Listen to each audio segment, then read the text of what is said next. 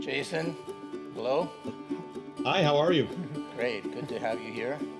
I That's wish why. I was there. Yeah. The food is here is very good, as you know. Yes, and it's raining and looks like it's going to snow outside here, so I really wish I was there. Okay, so we've got a good crowd here. We're very fortunate to have Jason Mendelson, who, as you know, is co-author of with Brad Feld of Venture Deals: Be Smarter Than Your Lawyer and Your Venture Capitalist, which is not really that tough, right? Because No, not for either, actually. exactly. I know a lot of lawyer jokes. I'm not sure, but I'm sure there are some VC jokes out there, out and about as well. If you know any, we'd love to share them at the end. But the idea is to demystify what raising a round is and what venture capital is. We're going to talk a little bit about the new transparency, which is something Jason's and Brad's book has contributed to a great deal. So I'm going to introduce Jason. We're going to have a little bit back and forth here between Manuel, myself, and Jason. And then at any point, we'll open it up to Q&A because I'm sure you guys are going to have interesting things to put to Jason. Jason started his career in consulting and software engineering after a degree in economics, there's a little bit of a mystery there. We may not have time to get into it. And afterwards, he moved into law. Wow. He worked in the space of securities and M&A law with an emphasis on representing emerging companies. And from then, he went to Mobius Venture Capital as general partner, as managing director and general counsel, before co-founding the Foundry Group, which is an early stage, hands-on, thematic investor, and a lot of intent behind each of those words, which he explains very well on his web and what they do. And they're doing it quite well because in the last 10 years, they just published some results, and you were number 3 in returns in North America. That's not too shabby. No, as you know, venture is a fickle mistress, so let's hope that we can continue the success. Exactly. So, as if that weren't enough, he's also an active musician. He plays bass, guitar, and the drums in a couple of bands. I'm not sure in the Colorado area or whereabouts. He actually plays in the bands with one of his partners at the Foundry Group. So it's really all in the family. He writes books with one partner and he plays music with another. And he's played a very active role at the National Venture Capital Association. National in the US means the US. You know, if we called in every country National Venture Capital Association, there would be a lot of confusion. So the US gets to call it national, we have to call it Spanish or French or Italian. Okay, but he's an active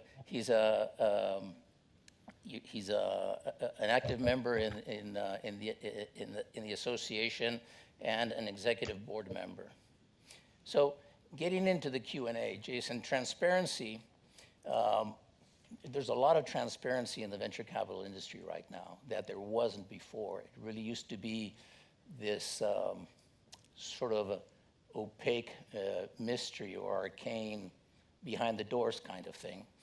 And a lot of VCs have started to move to a more transparent model, which I think is a great thing because it really helps us in our investment to invest better when we don't have to explain very basic things about what drives us and how our model works and how we have bosses in some way, and the pressure of delivering results is not just mad money that we're just thumbs up and thumbs down the whole time. So where do you think, and again, the book, which is now in Spanish, I really think is one of the 3 or 4 books I would read as an entrepreneur that was starting out, along with Hard Thing About Hard Things, Lean Startup, and books like that. It's really a great book for entrepreneurs to understand what's going on. Where's transparency going? Is everybody shifted into that camp, or the SEC has come out with some interesting uh, leave it to public administration, right? To Right. say, be careful what you say. This is almost like managing a public company.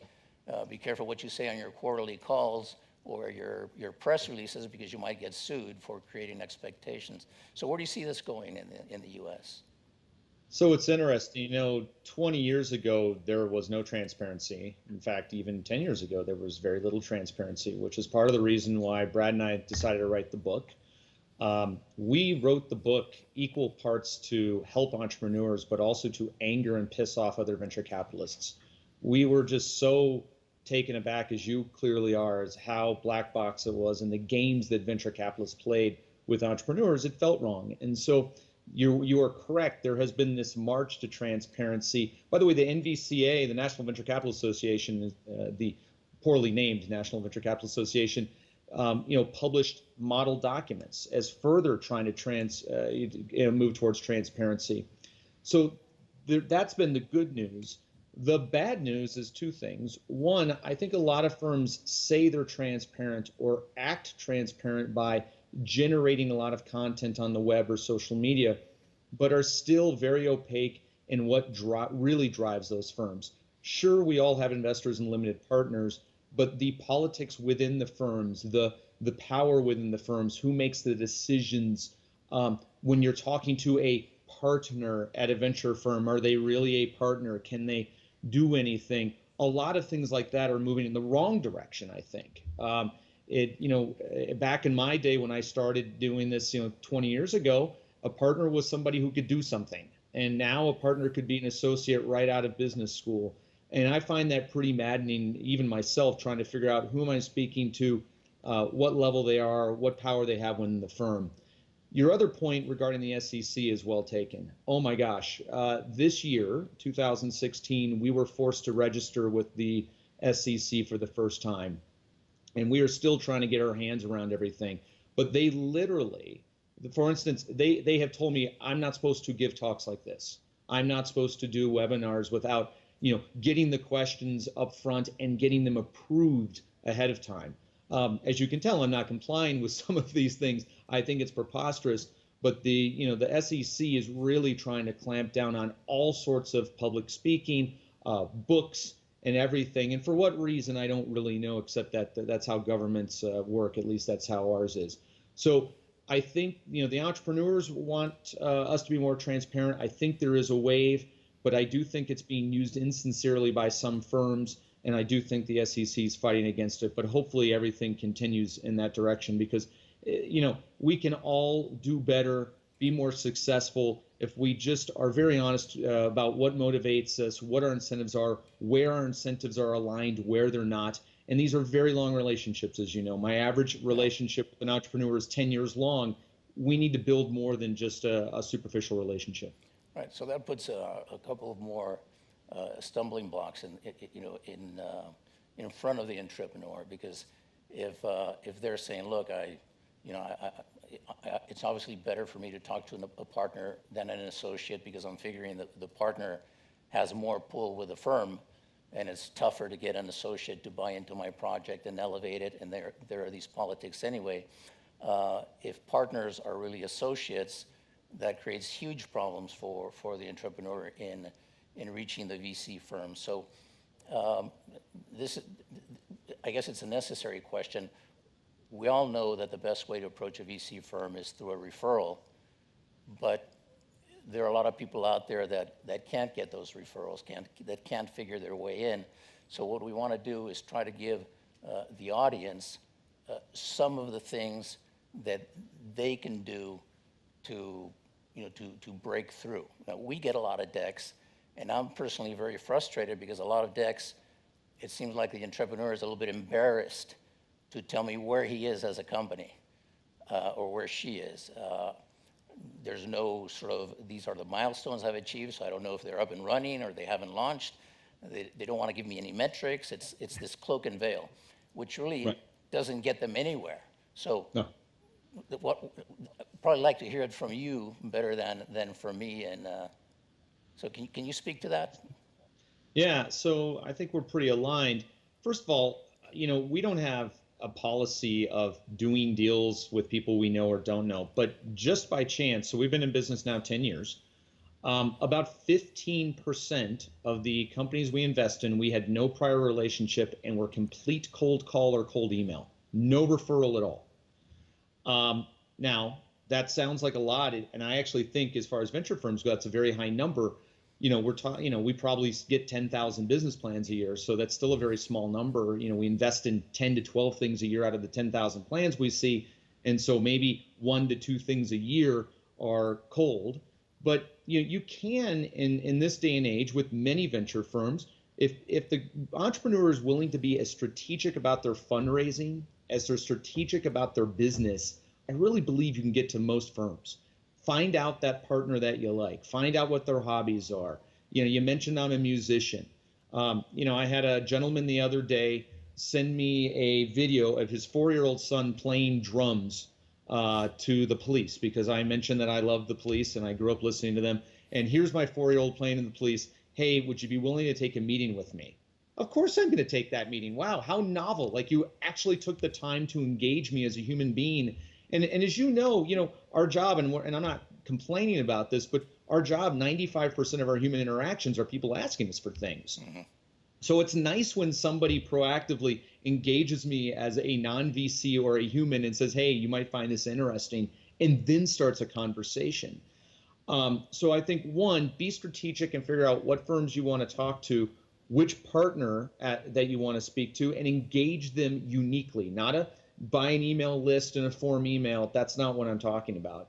As far as your frustration of business plans, I also concur. And I think that if you're going to cold reach out to somebody you don't have a relationship with, it is critical that you're transparent. And I mean, impress me. You got one chance, right? This is not coming from a referral from somebody I trust. You're not getting the extra benefit of the doubt. Wow me. Show me how thoughtful you are. Show me how much you've thought of the metrics. Show me that you know your key indicators. Show me that you know the competition. Show me the success you've had, because you get one chance. And so you might as well leave it all out on the line.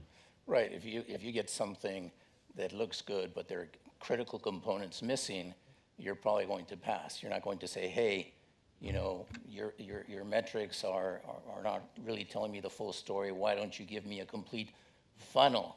It's just, you don't have time for that, because what you're doing with that deck in that cold call, that very short document, is just trying to get to the next level of interest, trying to get Jason, for example, to decide he's going to spend a little bit more time with that project. That's all you want to do. You want to get your foot in the door, and not being completely transparent is the wrong thing to do. We all know that you guys aren't Westinghouse, right? So tell it like it is. We'll like it or we don't. But if you don't tell it like it is, you've got the no. At least if you tell it like it is, you've got a chance. And by the way, if you tell it like it is and it's a no, I still may give you valuable feedback of, here's why it's a no, and here's the 8 things I would look at, and here's my 20 years of experience that might be able to help you. But if you give me no information, I can't even give you opinions back. Right. And this helps a great deal if you have a VC that's willing to give you some feedback, because that helps you construct and improve your conversation as you move along. Now, the market is full of stories of people going to 50, 60 VCs and getting all these no's and finally doing a round and going on to become great companies. VCs are, as we say, they're average smart, if we want to, be kind. But we all make mistakes. We all pass up on good deals, and we all invest in deals that don't work out. I'd make 2 comments about that. One, I was a professional drummer and a professional lawyer, and I'm the only VC who's had 2 jobs with dumber people in their profession than VCs. And second of all, look, Fitbit. We owned 30% of Fitbit when it went public. We were the only people who would fund it. They had to come to Boulder, Colorado for 3 of their 4 rounds to find money. So your point of, it's a hard business, and it's amazing what little things will turn off venture capitalists. At the time, nobody wanted to do wearables and hardware, and James Park was a first-time CEO, and he's at the time was very humble and very quiet and very thoughtful, and He wasn't this brash Silicon Valley, boy traveling around in a Porsche, and that, he didn't get funded. So good for us. On the flip side of that, because you have to persevere. Obviously, Yeah. that's the message. You have to keep at it if you believe in what you're doing. But at some stage, and this is not easy, it's do you have a vision nobody understands, or are you hallucinating, right? Are you the only one that's seeing this hallucination? That's the difference between a vision and a hallucination, is that other people can see your vision. Right. Is there any way, this is a very, very tough question. Is there any way for an entrepreneur to know when they're on the wrong track? Only if the entrepreneur has mentors who will actually be honest with them. I have plenty of relationships with entrepreneurs who we would never fund because of, they're not doing something that's in our wheelhouse or something that we specialize in, that I will give honest feedback and say, look, I don't think this is ever going to work. I think this is a bad idea.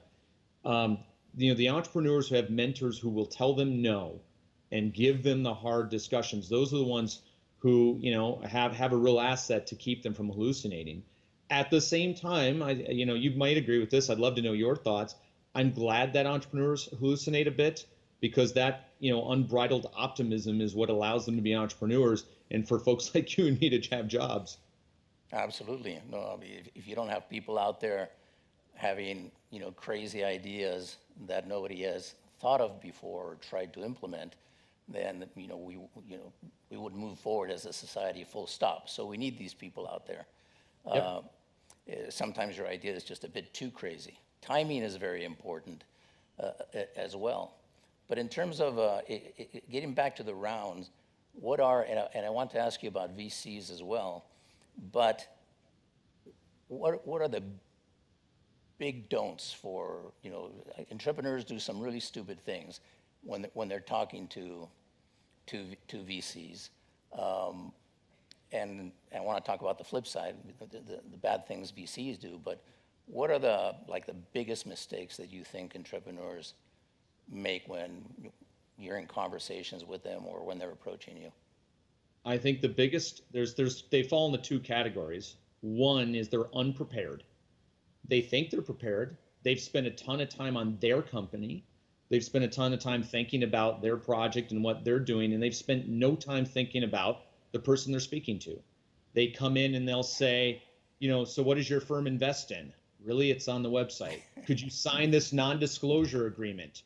Really? Yeah. Seriously? There's a whole bunch of mistakes you can make that show me that you haven't done your homework. And what I'm looking for is a leader, an inspired leader and founder of a company who does everything that they can do in their power to succeed. They don't have to know everything. By the way, if you come and say, look, Jason, I think I've got this great business. I've got 4 or 5 questions. I understand you've been on these 3 boards and you might be able to help answer these questions within this meeting. That's super attractive, right? You've done your homework. You've done what you can do. Now you're asking me for help. Great.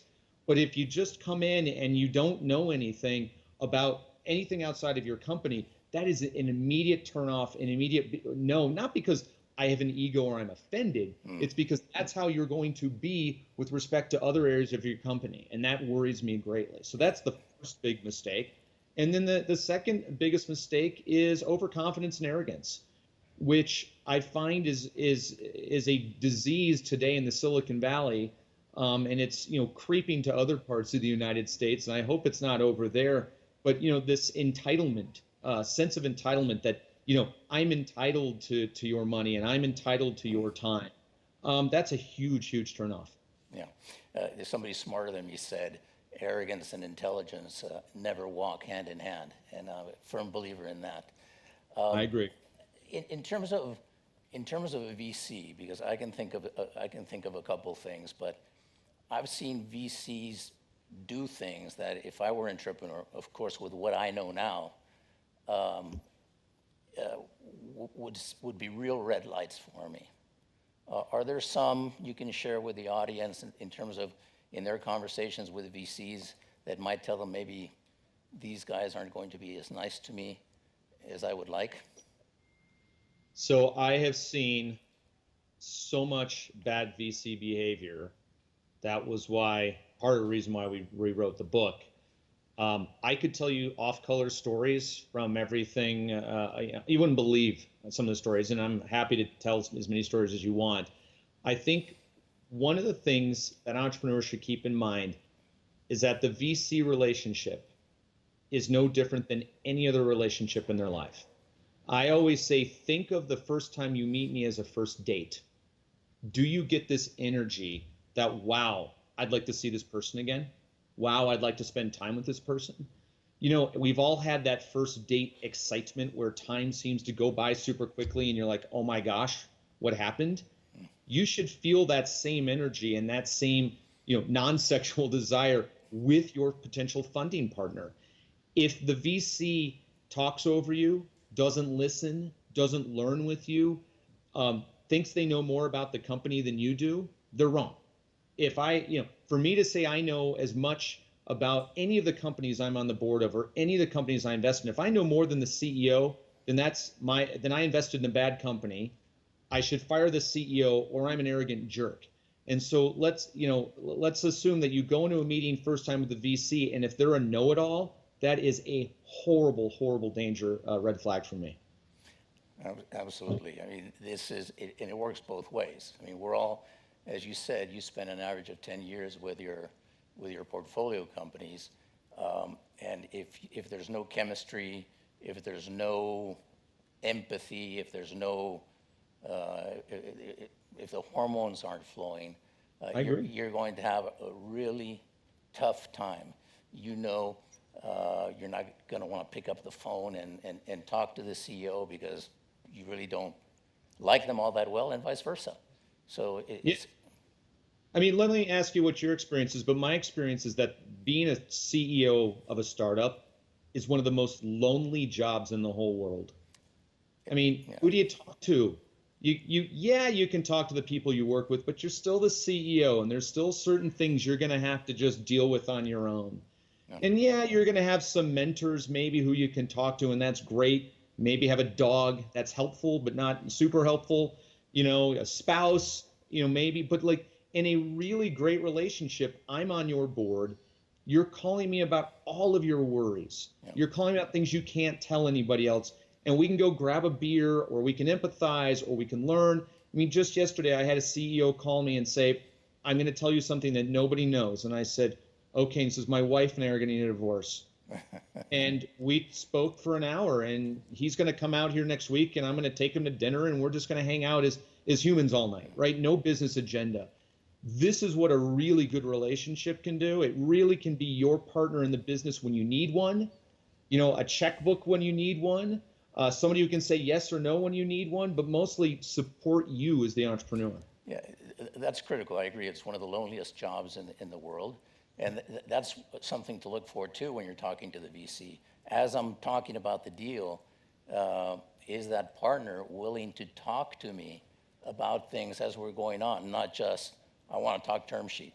No, do I want to talk about the business while you're working on the deal, which is, frankly, the most exciting part. And Correct.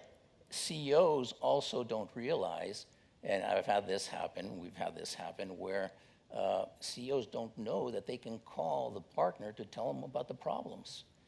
And guys, we know everything. We don't want to get called just when there's good news.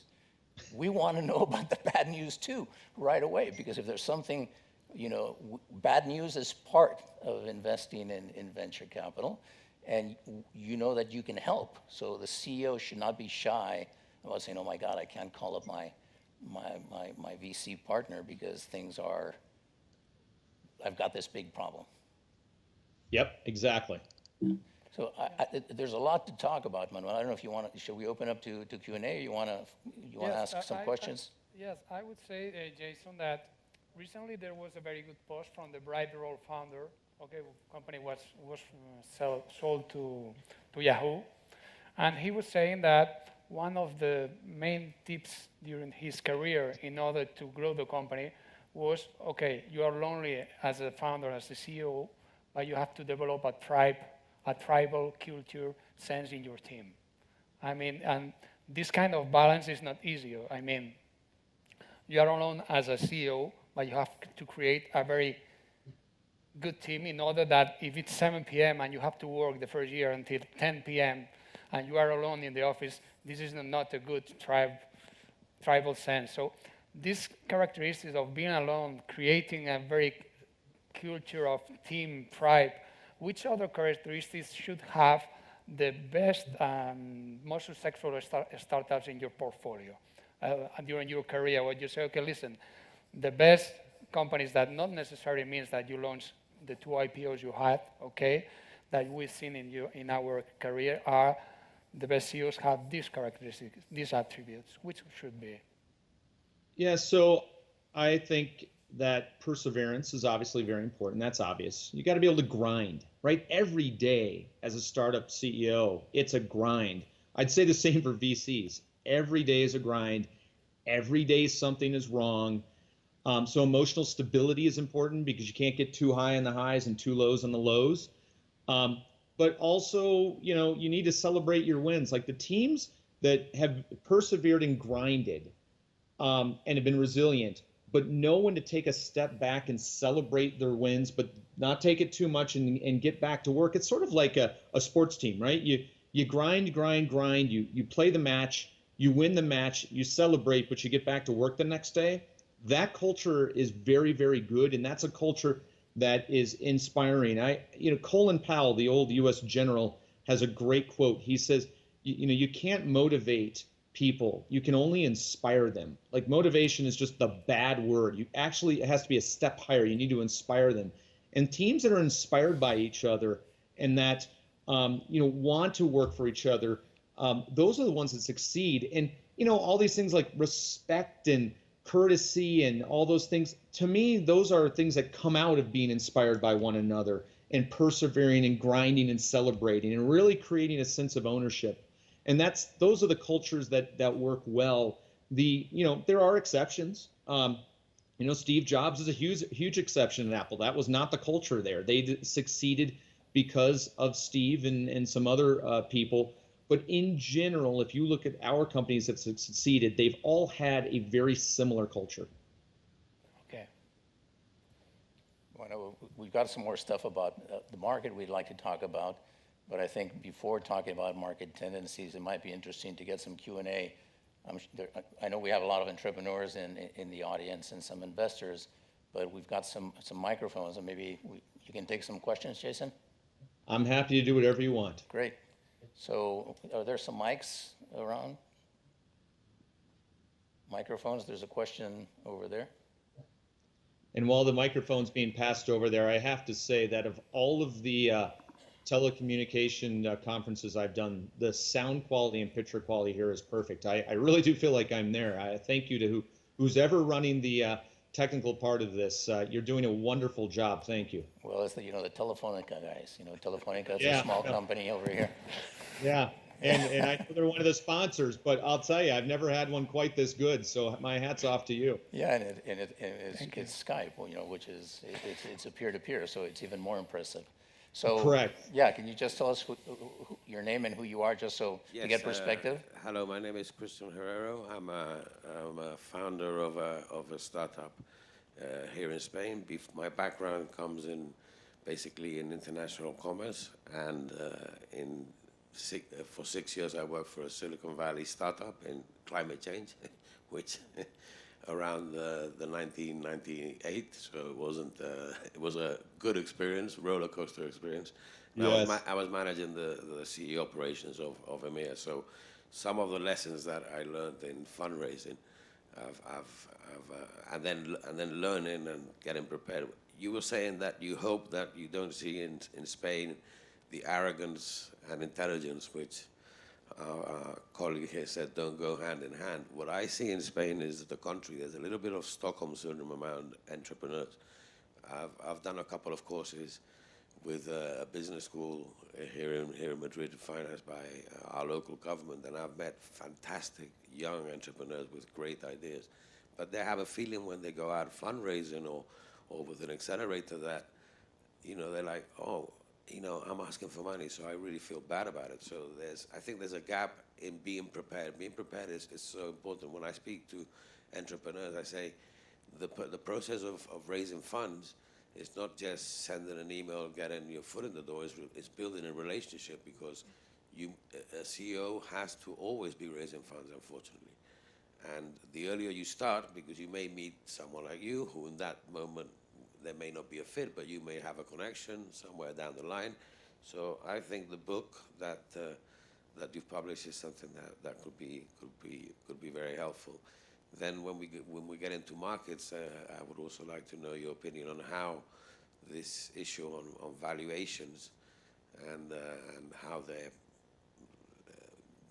becoming more normal is affecting the rate and pace of seed and angel investments, and how that makes it a little bit more difficult for companies to raise their first round.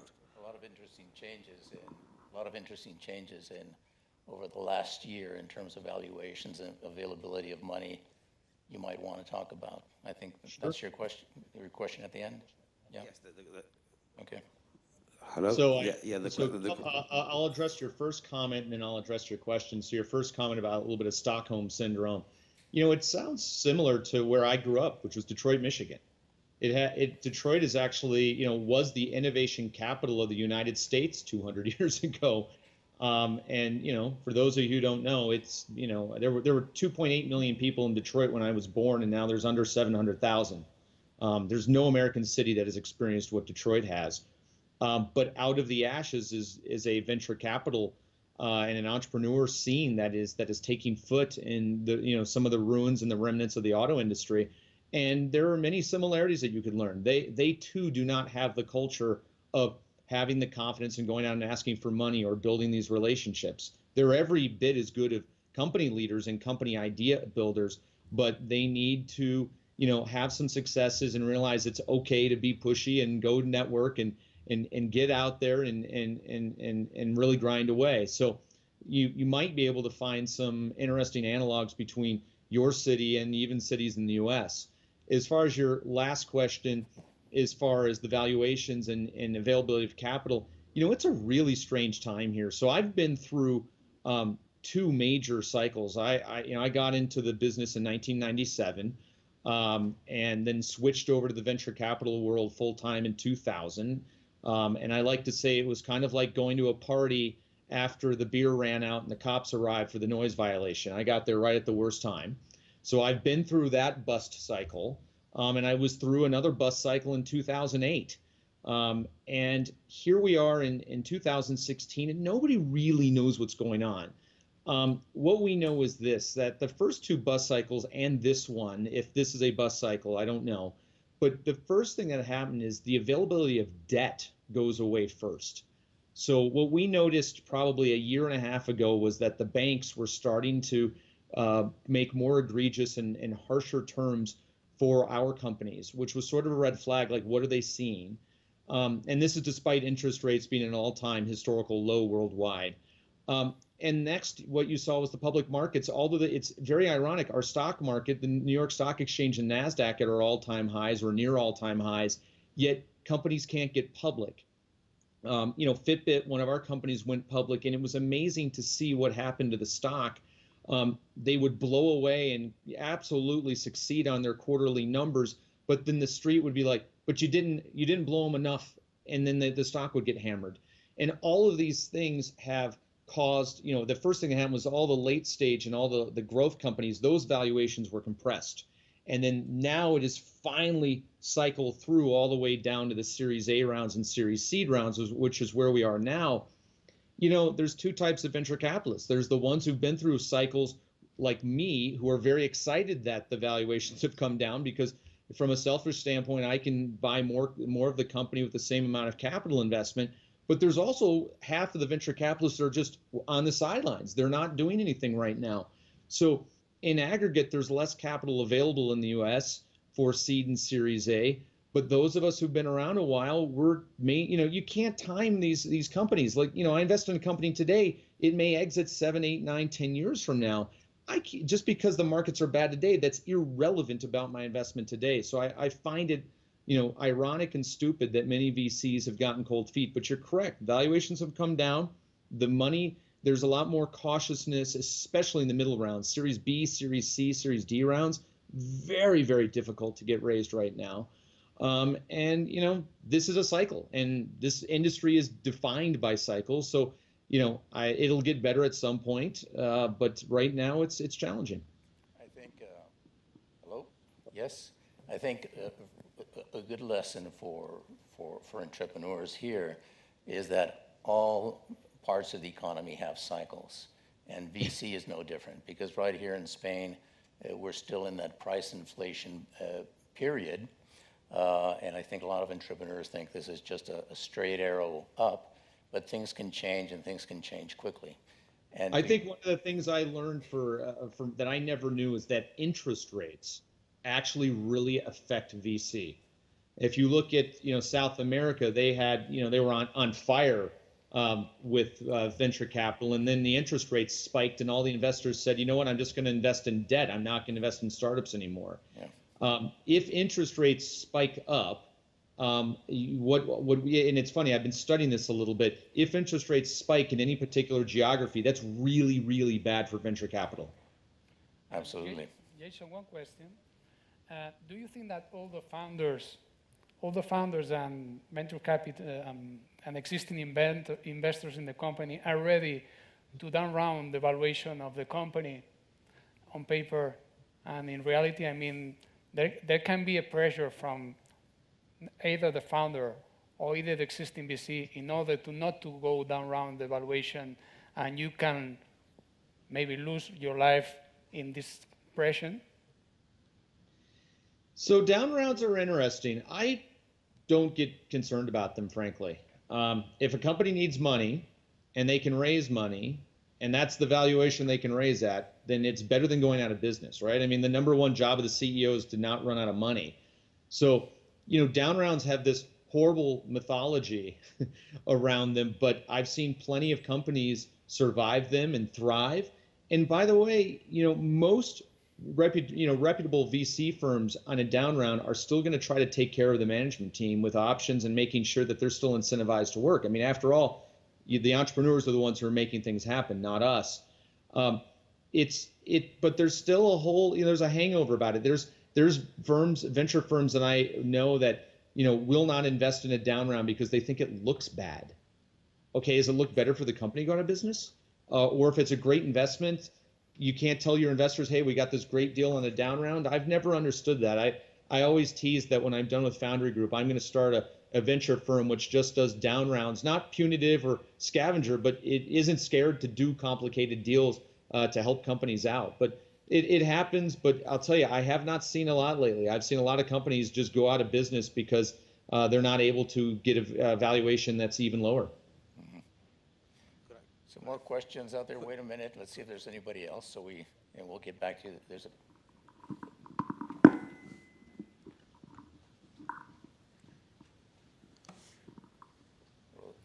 Rodolfo, ¿tienes también? Thank you. So my name is Fernando Del Rey. I'm a co-founder of Pupillum, which is an e-learning platform for doctors. We are based here in Madrid and a part of Wayra, Telefónica's accelerator. My question would be, I truly believe that venture capital has helped build a lot of great companies in the last few decades. But it always, I also think that venture capital is an asset class that works only with a really small set of companies that can grow to become a unicorn in the next 5 to 15 years, right? And as an asset class, VC works if it gets 1 or 2 home runs out of every 10 investments. And it always surprises me how we tend to forget about those other 8 companies that never succeed, right? How all the media prices, the venture capital is great rounds, how every new entrepreneur wants to become the next Mark Zuckerberg. And we always forget about those really big companies that have been built over the last few decades that never got venture capital, right? So I guess my question is there something from the investor's perspective that could be done to fund those other companies that might have a slower growth rate, but maybe tend to profitability? I know that, for example, there's a guy in the US, an ex-partner at Orilla Fatec Ventures called Bryce Roberts, who has built a fund called Indie.vc. and he wants to fund those kind of companies. Can we expect more funds to be created in the next few years like this? That's my question. Thanks. Yeah, so Bryce is a good friend, and I'm an investor in his fund. I'm also on the board of a company with Bryce, so we go way back. Look, if you have $1 billion venture fund, by definition, you can really only fund companies that you think will be the next Facebook, right? You have so much money under management that you have to have these massive, massive companies that scale quickly and that have these exits. There's certainly a bias now in the investor world, the limited partner world, the people who invest in us, that smaller funds are better. So our fund, for instance, each time we raise money, we raise $225 million, which is actually considered a small fund, which allows us to invest $10 million, $5 million, $10 million, $15 million in a company that if it returns 2 or 3 or 4 times the money, that's really impactful to us. We don't, by the way, most of our exits, you've never heard of the companies, but and so you've heard of Fitbit, and that was a massive exit for us. Great. Maybe you've heard of Zynga or MakerBot. Those were big exits, or Adnode. Those were big exits. Great. I'll take them all day long. But what you haven't heard is the 10, 12, 13 other companies of ours that sold for $60 million. And we had 10 in it, and we tripled our money. And because the fund size is small enough, that still returned more than 10% of the fund. And we've built a very well-performing fund structure on exactly what you're talking about.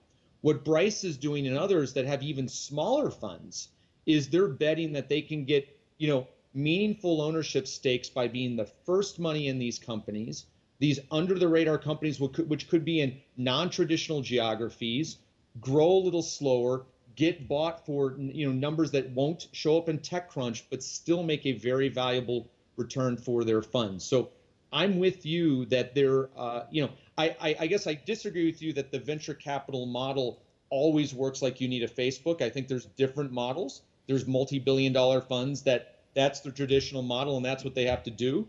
I think we were one of the funds that pioneered the smaller fund model back in 2006. There's a lot of people doing it now, and there's more on the way, and I think that's a good thing because I think we want to be able to fund all of these different types of companies. And who knows, Bryce may find the next Facebook regardless, and hopefully he'll call me up and say, hey, I want you to do the next round, Jason. There was a question from Rodolfo. Rodolfo, yeah.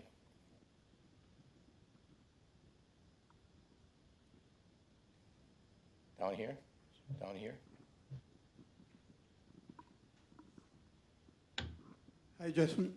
Thank you very much for this interview. I think it's very, very attractive. I mean, I want 2 things from you. I mean, you just mentioned something that is very interesting, that, I mean, VCs in the US take care of the CEOs. In Spain, they don't. I mean, one of the things that I have seen traditionally in the case of Spain is that companies that have grown very rapidly and that have gone with 100 million, not 100 million, 20 million, 25 million, I mean, they've raised a lot of money. At the end, the CEO, the founder, has got 5%, 6%, 7% of the company. Now, how is it possible that in the US, I mean, a founder, after going to the NASDAQ with 300 million behind, he still got 30% of the company? Mm-hmm. So that's the one question. And the other one is, how much time do you lose discussing valuation with an with a CEO? Okay, very good question. So I'm going to ask you a question. Can you still hear me and you still have the microphone? Yeah. Okay, so here's my question to you. Do you feel that your geography is a few years behind the US as a venture market as far as maturity goes? At least 7 years, yeah. So you think 7 years is how far you're behind the US? Yeah. Okay. When I started in 1997 through about 2005, that's 11 years ago, the management team upon exit as a collective group never owned more than 20%. There was a general 80-20% rule that at the end of, after the company's done raising all of its rounds of money and it exits, it was generally accepted that the whole management team would have 20%, which is basically what you're saying. The CEO's got 5, the 7%, and the rest is distributed to the rest of the team. It changed because the venture market in the U.S. became so huge that competition between venture capitalists drove down prices for entrepreneurs. Transparency in the process drove down information gaps between the entrepreneurs and the VCs. The entrepreneurs knew when they were getting a good deal or not. Those two things over the past 10, 11 years have radically changed the ownership percentages. You would never have, an early stage VC who didn't own 30, 40, 50% of the company. Early in my career, I had ownerships of 60, 70% in some of these companies. Not because I was a bad guy, it's just because that's how it worked. Well, it's different now, which is, again, goes back to why smaller funds can still do very, very well owning less and having smaller exits, because we're not trying to return that billion-dollar fund. So, I think it's a matter of time. If if any geography is successful in having exits and having good companies built, you will by definition have more VC money come in, and the market will take care of itself. By the way, we used to invest a ton in India and China. The same stories played out there. If you look at Berlin, for instance, you're seeing entrepreneurs have higher ownership percentages than they did just a few years ago as competition has moved in. So, I don't know enough about your market to say are a whole bunch of VCs going to come in, but that's how that market matured in the U.S. And then the second question, I already forgot it. I'm sorry. How much time are you losing or wasting with discussing valuations? Very, very little. For us, we are fortunate that we have a good reputation. We have a lot of entrepreneurs who are fans of what we do here at Foundry Group, who say nice things about us. And what that allows us to do is, when we want to invest in a company, we can present what we think is a fair term sheet. There's always a little bit of negotiation, but we try to give close to our best deal the first time we hand out a term sheet. And and we want the entrepreneurs to see us as much more than just money. We want the entrepreneurs to say their number one goal of choosing Foundry Group is they want to work with Foundry Group, not that they're looking for the best valuation or the most money. I just have to say, Rodolfo, we spend a lot of time with our CEOs. Okay. Oh yeah, we spend a ton of time with our CEOs, but just not on the issue of valuation. Yeah. Okay. Hi, Jason. My name is Brendan. I'm a co-founder of a e-commerce tech startup. First of all, thank you for your time. My question is in relation to timing and location. So when it comes time to look for external capital, choosing a venture capital firm, what are your thoughts or pros, cons, all things being equal, being able to go to a US firm or staying locally and taking, say, a national, in this case, Spain, option? And then with that, what's your preference on being able to see and meet the co-founders, that type of face-to-face interaction, communication? Thank you. So I personally don't. We invest all over the United States. We have a couple things going on in Europe, but small.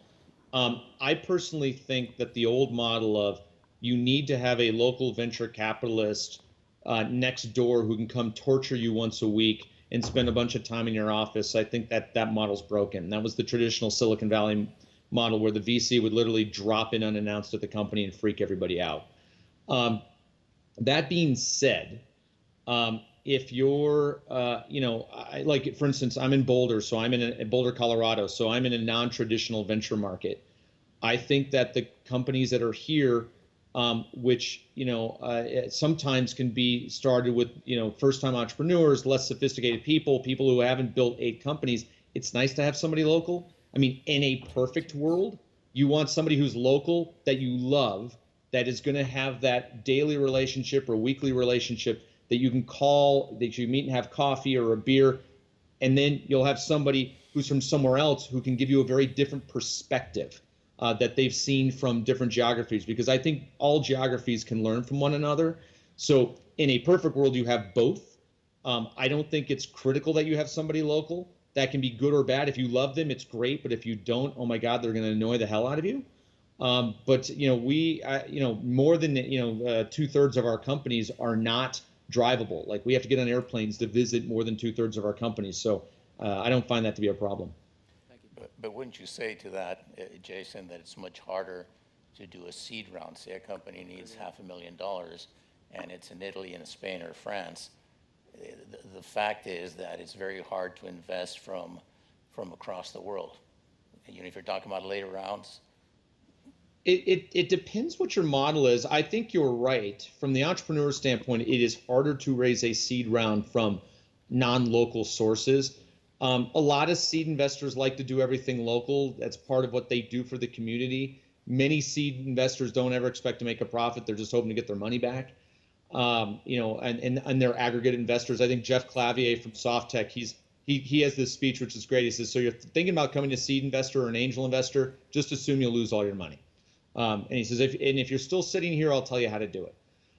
That being said, you know, for firms like First Round Capital are notorious for doing small six-figure checks all over the world. Same with 500 Startups, because that's what they do. That's their business. They do small checks, which actually makes it easier for them to do it non-local because the diligence isn't so high. But in general, I agree.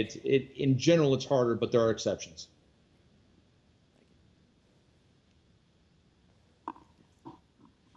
More questions? Jason, you've been in the 90s, like Jose Miguel and I and Rodolfo and some others here in this space. And there's been a debate if there is a bubble, not a bubble, but you've been living in that period. Is there any similitudes, similar that you've seen in that period and nowadays? For sure, there are much more VCs than in that period, is for sure. But is there any other similar things that you see from that period in terms of training, culture, arrogance? Is there something similar you see? Not a lot. The press, especially in the US, likes to think that there's something similar, right? They like to think that there's these massively overvalued companies and it's just like it was in the late 90s. You know what, the late 90s, there's a lot of things that went wrong. One is the amount of venture capital firms increased by 8x over about 36 months. So there was an influx of capital that had no idea where to go. People who weren't trained, you can't go to school to become a venture capitalist. You have to be a venture capitalist to learn how to become a venture capitalist. And most of us blow up 10 to 20 to $30 million before we figure out what the heck we're doing. So you had that education process happening in the 36 months that led up to the true, you know, the bubble bursting. And then you also had some technology assumptions which weren't true. We all assumed that broadband was just going to happen. We all assumed that all of this, you know, infrastructure was just magically going to happen and all we had to do was write stuff on top of it. That was wrong.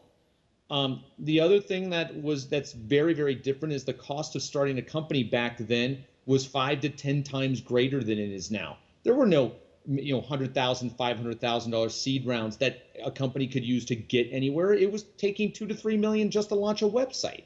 So you have much more capital conservative companies now that in 1999, all these companies had massive burn rates. They were spending a ton of cash. When everything happened, they blew up. You have a lot of companies now here who are very fiscally responsible, haven't raised a lot of money, and when things don't go well, they're still able to find an exit that is meaningful for their venture capitalist and for the management and employees. So you're not having the venture firm mortality. You're not having a whole bunch of cash come in at the same time. It's fine. It's not great. It's fine. And of course, we have these, you know, very well-known companies with these. I don't know how you justify 60, 70, $100 billion valuations for some of these startups, but those are not. That's not market. Those are isolated events. Whereas in the 90s, it was seemingly everybody. I mean, the path to IPO back in the 90s was 18, 24 months. Even these unicorns or whatever you want to call them that we hear from today, these are companies that have been around a long time and have taken a long time to build. I think there was a question over there. Yeah? Yeah, thank you. Thank you very much for your time. It's very much appreciated. My name is Valentin Fernandez. I'm Global Director of Business Development and Partnership in Telefónica Open Future. And my question is very clear and very short. In your opinion, what's the role of the corporates within the venture capital world should be? And in your opinion, what's the future of the corporates as an investment stakeholder in this world? Yeah. Thank you. So corporate venture capital has never been bigger, at least in the United States. And from what I can tell from the world, it's been huge. I mean, we're co-founders of Techstars. We've got accelerators all over the world now. Many of those accelerators are in partnership with corporate venture firms or corporate arms of venture arms of corporations. You know, if I, again, having been in the business for 20 years now, the one thing, what I would like to see is more stability at corporate venture arms. There have been corporate venture arms in the past have been very excited when things are going well, and then they go away when things aren't going well, and then they come back, and there's been there's been not a lot of stability. In fact, there aren't a lot of corporate VCs in the United States that have been doing this for 20 years. You find people doing it for 5 or 7 years, and you need to really have a 20-year or 30-year arc. I think if you're a corporation, you're going to set up a venture arm. This is a long commitment, and there's going to be boom and bust cycles, and you've got to stay around and have, you know, no turnover and be consistent in what you're investing in. Otherwise, you know, folks like me and entrepreneurs are like, well, are they going to be around if a new CEO comes? Are they going to be around if they miss their quarterly numbers and they start making cuts? It's you know, as it was said earlier, we all have bosses. My bosses are my investors. The corporate venture firms have additional, you know, considerations. They've got earnings and different management coming in, and that all adds to more uncertainty and less transparency, which, as we've talked about, isn't optimal. But that being said, I don't want to be all negative. I feel like, and I could be wrong, but I feel like the corporate investors I know are moving toward this 20-year, 30-year vision, really long-term planning, realizing that they need it not only for returns, but to, you know, keep their innovation current. You know, the Clayton Christensen innovator's dilemma, they're all worried about it. Whether it's true or not, they're all worried about it. And so I think the role is, one, stability. Two, some of the corporate investors that we partner with can be incredibly impactful, right? They have resources, they have knowledge, they have teams, they have experience, they have technology that a little venture firm like me in Boulder, Colorado can't even begin to touch. And those relationships I'm very thankful for. And ultimately, I think the best role is for them to, you know, use what they're good at, bring that to us and our companies in the startup world to help accelerate growth and relationships and networks, but also make sure that you've got a long vision here and that we can count on you being here in a few years. Okay, so maybe if there's a last question, we've kept Jason for quite a while. So last question, and Jason, you know, thank you for spending so much time with us. You know, this is really my pleasure. Honestly, this is way exceeded any expectations I could have had, and I thank you for having me. Great. It's been fantastic, Jason. Thank you very much. My name is Herrero. I'm founder of a small startup related to sport. Wanted to do you guys a couple of questions. I mean, the first one was really easy, but you have a lot of polemics around this. I mean, what do we think about accelerators programs? We're lucky enough to be able to take the chance to choose between a whole bunch of them right now, all of them starting in September. So, I mean, there's a whole bunch of pros. There's, from the investor point of view and from the founder point of view, a whole bunch of cons. So I would like to know your views over here. On the second side, even more to Miguel and Manuel, from the Spanish point of view, I mean, we've been lucky enough to go to the Global Entrepreneurship Summit last month in Stanford. Like, all the VCs were there. We've been in a couple of accelerator programs. I mean, and the questions are always the same regarding investments, right? I mean, over there, you're far away, so for a seed round, A round, you're more or less not available. Over here, for Spanish investors, I would say that no matter what the metrics you have, I mean, and there's always exceptions, no matter what the metrics you have, the success you have met or how you're growing, I mean, at the end of the day, you always meet the same question, that is, and what is your monthly income, okay? And it's very difficult to explain investors. There's a huge difference. I mean, I would be able to do it. I think I'm slowing my pace of growth by generating income and making my clients pay for something that maybe, I mean, I would focus more in company valuation instead of monthly income. I mean, that's like a huge nightmare with Spanish investors. So maybe, I mean, one for each. I mean, I would love to have your view on accelerator programs, Jason, and maybe Manuel. Start with Jason. Sure.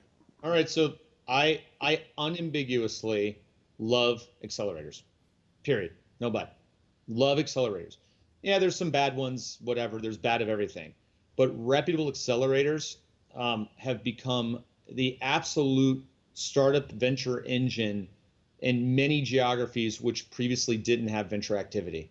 If you look at internationally how venture activity has increased, every location I look at that is on a trajectory like this has some accelerators in town that are at a minimum, they're giving experience and training to the entrepreneurs, and at a maximum are really accelerating their companies to where they can get meaningful funding and meaningful networks and relationships.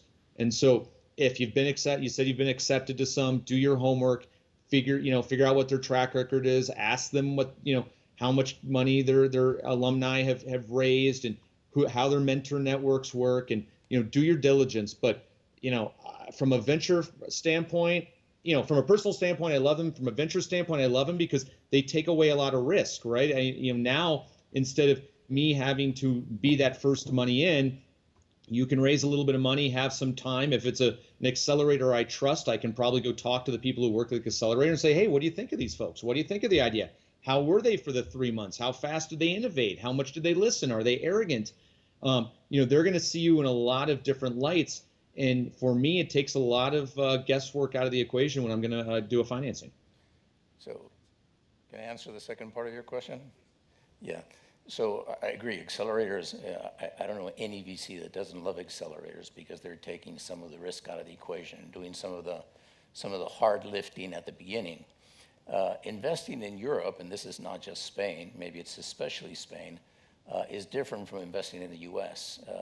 European investors are looking at your unit metrics, economic unit metrics, a lot faster. So if you want to get a project funding that doesn't have customers, it has users, and we've founded some companies that just had users before they had customers, you need to show amazing acquisition of users and amazing engagement of those users within your application. And you have success stories like that in Spain. Look at Wallapop.